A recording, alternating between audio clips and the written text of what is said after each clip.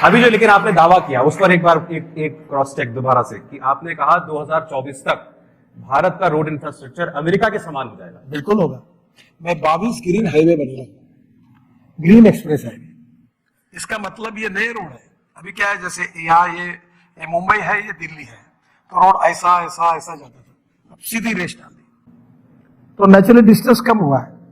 मैं अभी सूरत से नासिक, नासिक से अहमदनगर, अहमदनगर से सोलापुर और सोलापुर से चेन्नई, बेंगलोर, कोचीन और बेंगलोर, सब हैदराबाद, सबको वहां से जोड़ रहा हूं। तो मुंबई पुणे जाने की जरूरत ही नहीं, तो पूरा ट्रैफिक का एकदम आधा ट्रैफिक कम हो जाएगा। आपको एक अच्छी बात बताता हूं, मैं अभी कारगिल में एक आशिया की सबसे बड़ी टनल बना रहा हूँ 14 किलोमीटर की। मैं आपको रिक्वेस्ट करूंगा रजत जी, और आप चाहिए देखने के लिए, जन्नत है वो। ऊपर में हमारे बाबा अमरनाथ की गुफा है और नीचे में ये कारगिल के पहाड़ी के नीचे टनल बन रही है। और मैं आपको बताता हूँ, आपको दिल्ली थोड़ा मैं ज्योग्राफी कम जानता हूँ, पर शिमला से आप मनाली जाओगे तो मनाली के बाद हमने एक अटल टनल बनाई जो रोहतांग पास में। तो पहले 3.5 घंटा लगता था, अब टनल बनाई तो 8 मिनट में जाना। और उसके बाद रोहतांग पास से हम 4 टनल बना रहे हैं, लद्दाख लेह तक पूरा रोड बना रहे, बहुत सुंदर हिमालय है। और लद्दाख लेह से कारगिल तक जोजिला, ये बहुत बड़ी टनल बन रही है। जोजिला के बाद झेड़मोर टनल लगभग पूरी हो गई है, वहां से आप श्रीनगर आएंगे। और श्रीनगर से जम्मू जाने के लिए जब निकलेंगे तो कटरा के पहले आपको मुंबई दिल्ली एक्सप्रेस हाईवे के लिए वही मिलेगा, जो कटरा टू दिल्ली डायरेक्ट, वहां से आप 6 घंटे में दिल्ली आएंगे और दिल्ली से 12 घंटे में मुंबई जाओगे।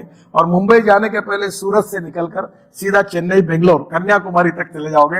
यानी पूरे उत्तर भारत से लेकर दक्षिण भारत तक आपको पूरा रोड ऐसा मिलेगा, कहीं ट्रैफिक जाम नहीं, कुछ नहीं। ये सवाल मुझे किसी ने भेजा था आपके लिए कि ये अटल टनल, हाँ, ये अटल टनल का काम 6 साल में आपने कर दिया, जो 26 साल का काम लोग मान रहे थे कि नहीं हो सकता है पूरा। ऐसा क्या था जो पहले नहीं हो सकता था और अब हो जा रहा है? सर ऐसा है कि हम एक ही नहीं, अभी मैं आपको केवल जैसे कुछ निगेटिव भी पॉइंट है। देखिए अभी मैं 2.5 लाख करोड़ की टनल बना रहा हूँ, 285 किलोमीटर पूरे देश में। अलग अलग हमने क्या किया, 285 किलोमीटर हाँ, लंबी टनल? नहीं, अलग अलग टनल बनाकर इतना है। मैं आपको एक दिल्ली के लिए अच्छी बात बताता हूँ। ये जो झुझीला टनल थी, इसका 4 बार टेंडर निकला और उसकी कॉस्ट 4 बार हम फेल हो गया सब, और 12,000 करोड़ हो गई। फिर मैंने सोचा कि इसका अध्ययन करो, तो यही ओबेरॉय में एसोसिएशन करके दिल्ली में एक ऑर्गेनाइजेशन है, उनके स्पॉन्सरशिप में उन्होंने हमने 1-2 दिन का वर्कशॉप लिया और पूरे वर्ल्ड के कंसल्टेंट बुलाए और बहुत अध्ययन किया। उसका टेक्निकल और फाइनेंशियल क्वालिफिकेशन मैंने तैयार किया।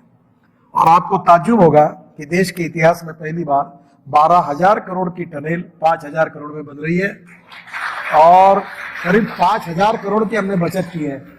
और आज टनल में 1,000 लोग, जैसे ये हॉल है ना, ऐसे टनल के अंदर 1,000 लोग घुसे हुए हैं और वो -6 और -8 डिग्री का टेम्परेचर है, वही रहते हैं और वही काम कर रहे हैं। तो देखिए जब इच्छा शक्ति होती है, मैं अक्सर एक बात कभी कहता हूं कि if there is a will there is a way, and if there is no will there is only survey, discussion, seminar, committee, sub committee and the strong political will, ये हमारी सबसे बड़ी ताकत है और इसके कारण न होने वाले काम हो जाते हैं। अभी बड़े बड़े ब्रिज बन रहे हैं गंगा पर, वहां बिहार में गंगापुर और ब्रह्मपुत्रा पर मैं कम से कम 25 ब्रिज बना रहा हूं, जबकि भारत स्वाधीन होने के बाद दोनों नदियों पे ब्रिज की तुलना 6-7 ब्रिज थे। अब एक एक ब्रिज बनाना इतना कठिन है। मैं आपको एक और ऐसी मजाक, मैंने बहुत अच्छी घटना बताता हूँ। ये सोनोवाल मुख्यमंत्री थे आसाम के, तो वहां एक माजोली आइलैंड है ब्रह्मपुत्रा के अंदर, आप बहुत सुंदर जगह है। तो वहां के वो एमएलए के कैंडिडेट थे, मैं हेलीकॉप्टर से उड़ा और वहां गया, तो जाते जाते मुझे बोल रहे थे कि नितिन जी, अब ब्रह्मपुत्र नदी है नहीं, वो तो समुद्र है, उसको ब्रह्मपुत्र कहा जाता है, तो पुल्लिंगी है क्योंकि वो समुद्र ही है।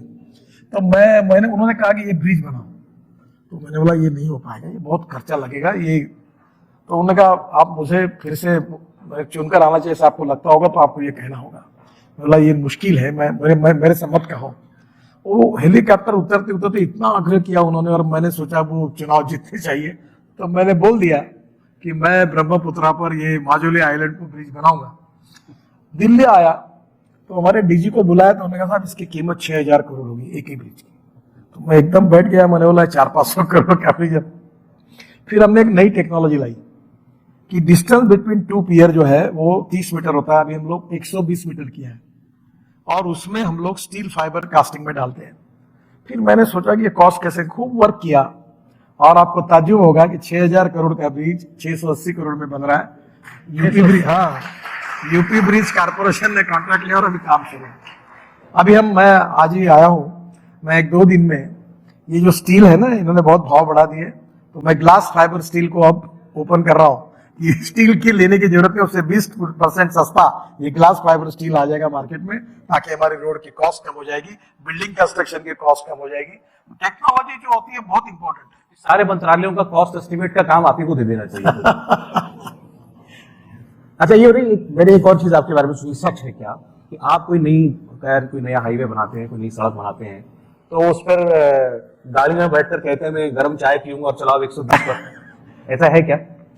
देखिए, मैं मुंबई पुणे एक्सप्रेस हाईवे जब मैंने बनाया था, तो एससीसी कंपनी जो थी उन्होंने एक पार्ट था, तो मैं अक्सर वो सायन करके एक जगह है मुंबई में, इतना मैंने हिंदुस्तान का सबसे ट्रैफिक जाम वाली जगह सायन ब्रिज, तो वहां मैं ब्रिज बना रहा था। मैं रात को 2-2 बजे जाता था। 2 बजे इसलिए जाता था कि 2 बजे के पहले वहां खड़ा होना ही मुश्किल है, इतनी गाड़ियां रहती थी।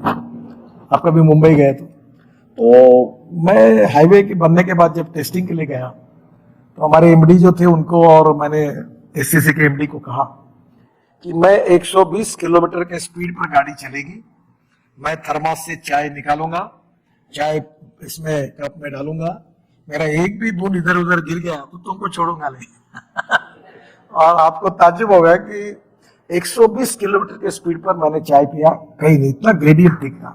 अभी आप वो छोड़, अभी आप यहीं से आपका गुड़गांव से सोना करके गांव है, वहां से हमारा दिल्ली मुंबई हाईवे, मैं इस हाईवे पर अभी गया था, और मैं 140 किलोमीटर के स्पीड पर मैंने फिर ये टेस्ट की, कुछ नहीं, इतना हाईवे सुंदर बना है। तो ये बिल्कुल बन सकता है। और अभी हम तो गांवरानी लोग हैं, अब वो उसका ग्रेडियंट टेक्निकली गिनने के बजाय ये आसान तरीका है कि पानी निकालो या चाय पियो, अगर हिलता है तो गड्ढे है, नहीं हिलता है तो अच्छा है, यही उसका अनुमान निकला है। ये मैं लेकिन व्यूअर्स के लिए क्वेश्चन कर देना चाहिए कि मंत्री जी ये काम टेस्टिंग के लिए करते हैं, आपके लिए सलाह ये नहीं है कि आप 140 की स्पीड पर गाड़ी चलाइए। सर, ये आपके बारे में लेकिन 1-2 शिकायतें हैं कि आप जबरदस्ती करते हैं लोगों के साथ। मैं एक उदाहरण देता हूं कि जैसे अब आपने ये फास्ट टैग का काम किया, तो अब लागू कर दो, लोग अपने आप बनाएंगे, अपने आप चलाएंगे। बहुत लोगों को उसमें बहुत टाइम तक दिक्कत हुई कि उनको वो फास्ट टैग समझ में नहीं आता था या पता नहीं था कैसे मिलेगा, तो उन्होंने दोगुने पे वो पेमेंट करके भी वो चलाया। तो इस किस्म की बातें हैं। अब आप स्क्रैप पॉलिसी लाए हैं, बहुत सारे लोग नाराज हैं, जिनकी गाड़ी, वो लोग कहते हैं मेरी गाड़ी ठीक है, मेरी गाड़ी में दिक्कत नहीं है, गडकरी जी पॉलिसी लिया है, मेरी चलती गाड़ी बंद कर दी।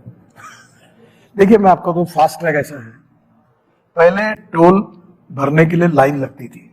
ये जो दिल्ली जयपुर रोड है ना, यहाँ के टोल के तो लोग मुझे बहुत गालियां देते थे, तो बहुत प्रॉब्लम था। अब फास्ट ट्रैक में तुमको रुकना ही नहीं है, वो केवल फटाफट निकल जाता है। 97% फास्ट ट्रैक हो गए, तो पैसे देना ना, रुकना ना, चर्चा करना। अब मैं इससे भी नई टेक्नोलॉजी ला रहा हूँ, अभी कुछ और बात, हाँ, वो ऐसी ला रहा हूँ कि सैटेलाइट से तुम्हारे गाड़ी के नंबर प्लेट से वो कैमरा जहां से एंट्री करोगे वहां से निकाल लेगा फोटो, और जहां से बाहर निकलोगे वहां फोटो निकाल लेगा। उतना हिसाब से पैसा आपके बैंक अकाउंट से निकल जाएगा, ना कोई रोकेगा, ना कोई बोलेगा, ना कुछ नहीं।